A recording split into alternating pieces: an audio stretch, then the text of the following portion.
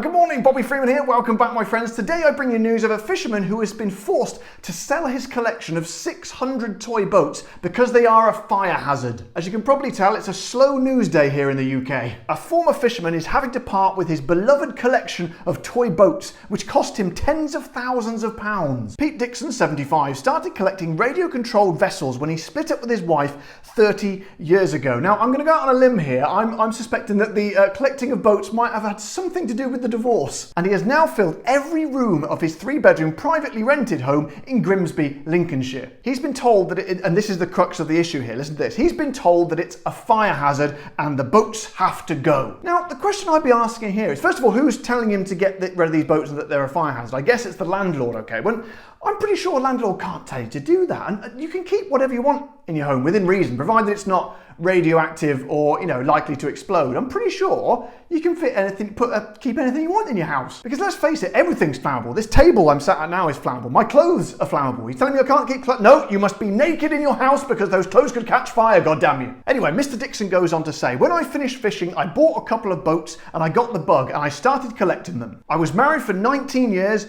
then we split up. Probably about the time when the boat collecting started, as I said earlier. That's when I started buying boats as a hobby and doing them up. Now, to me, I don't believe that. That's a rather dishonest sentence. Let's be honest. He's saying we split up, then I started collecting boats. I don't believe that for a second. I think this boat collecting was going on way before they split up. I just think he really put his foot down and really started to sort of accelerate the collecting once she'd gone. You can just imagine it, can't you? My wife of 19 years has just left me. That's a bit of a blow. I could get on the dating scene and try and meet somebody else. Give it a bit of time, then might meet someone else and might find happiness elsewhere. Or I could start collecting toy boats and fill the fucking house with them. He goes on to say, I'd see a boat, I'd buy it if I liked it. Seems fair enough. I would buy boats, repair them and motorise them. It was like a production line. It was good fun. I wouldn't like to guess how much money I spent over the years, but it must be tens of thousands of pounds. It was more or less every penny I had. So hang on a minute.